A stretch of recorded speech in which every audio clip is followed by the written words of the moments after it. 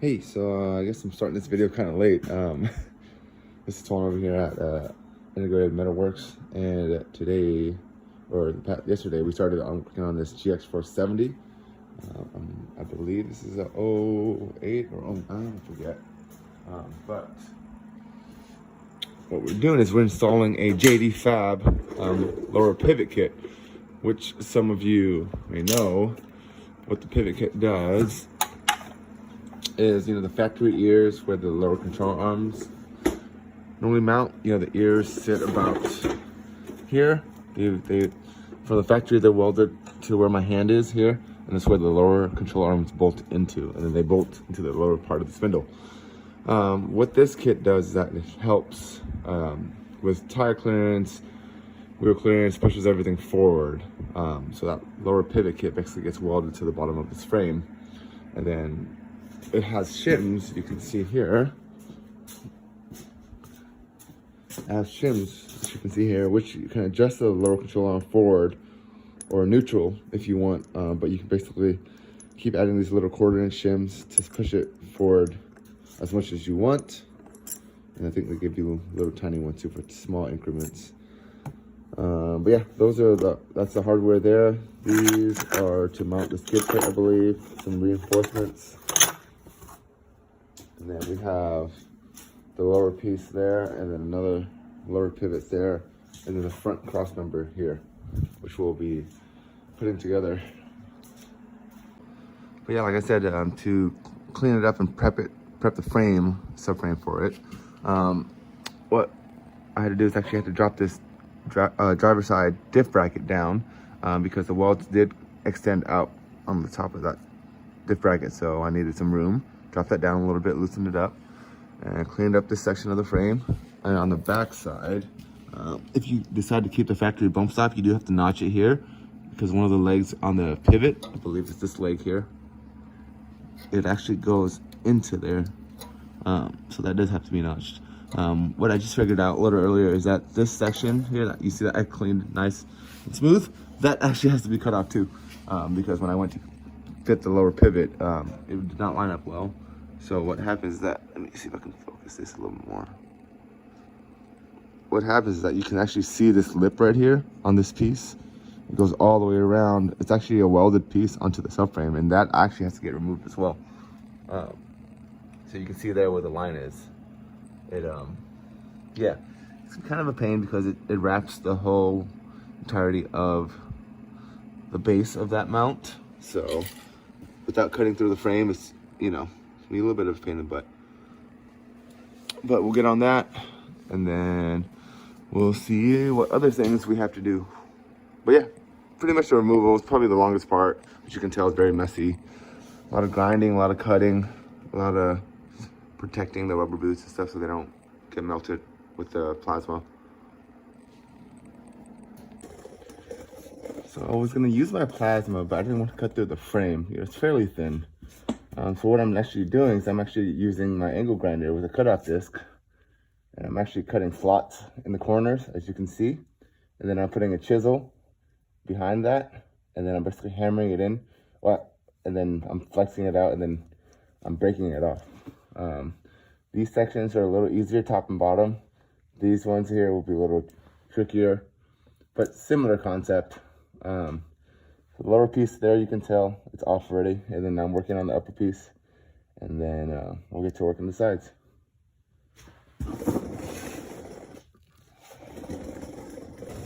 This may have been an East Coast car at some point, so don't mind the rust. It's not horrible, but as you can see here, I got majority of the plates off. Just gonna take this piece off here, bend it back and forth probably.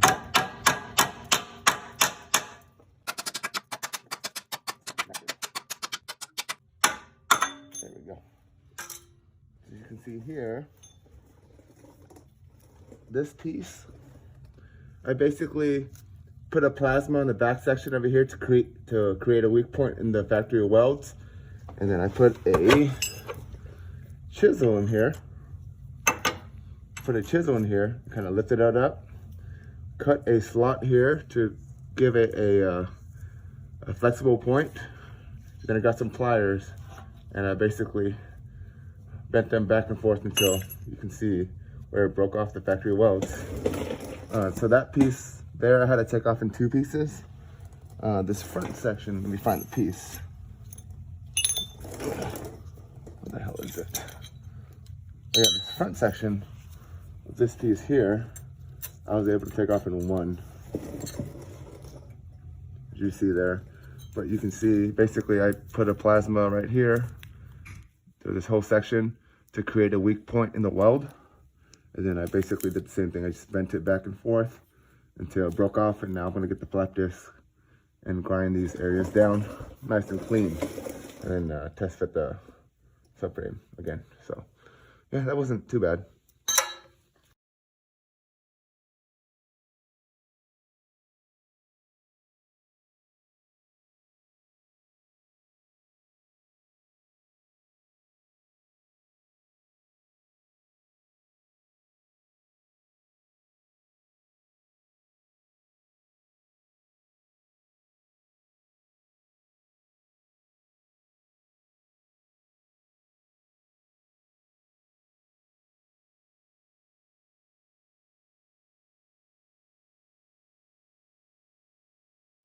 All right, we got the frame all cleaned up, and now we're gonna retest fit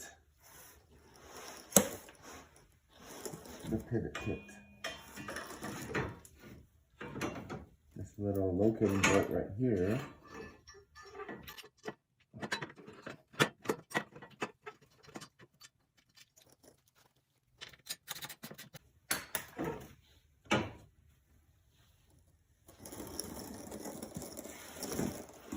See here,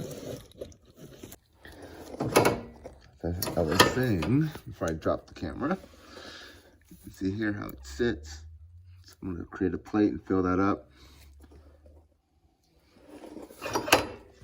Sorry, one hand is kind of tricky, but it lines up pretty good. So I'm going to start tacking everything in place and test fitting some plates, some of the reinforcement plates.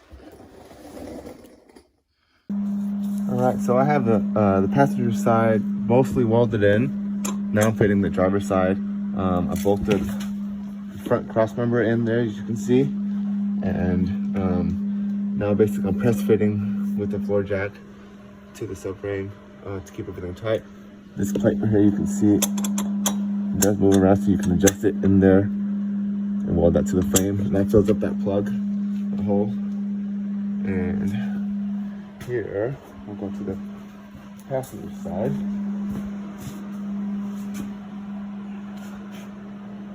Really solid there, start to fill.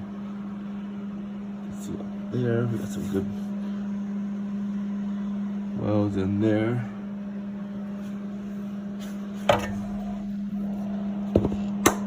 Sorry, it's kind of dark on this side. But yeah, I left this patch of this section open. You can see. Here to here, so for the cam tab it can rotate in this section, so you're not supposed to weld in this lower section there. So yeah, we'll get started on the driver's side. This is the section on the other side there. It says not to weld. You can see there you don't weld in that area, so the cam tab can actually rotate and it doesn't get stuck in the weld bead. All right, now that we got those back sections welded in, now I'm doing the front gussets. So these they provide in the kit. It goes between the front cross member and the rear pivot kit. And basically this acts as a gusset for the front section of it. You know, if you hit something or you do like a front load or a side load, it covers this extra section here. Basically, I took the front cross member off, obviously. And then now you're basically just gonna line it with where you can draw a good line, drop a good bead on there, draw it, line it up, and take it off, and then grind this down and weld it in. But yeah, something like that.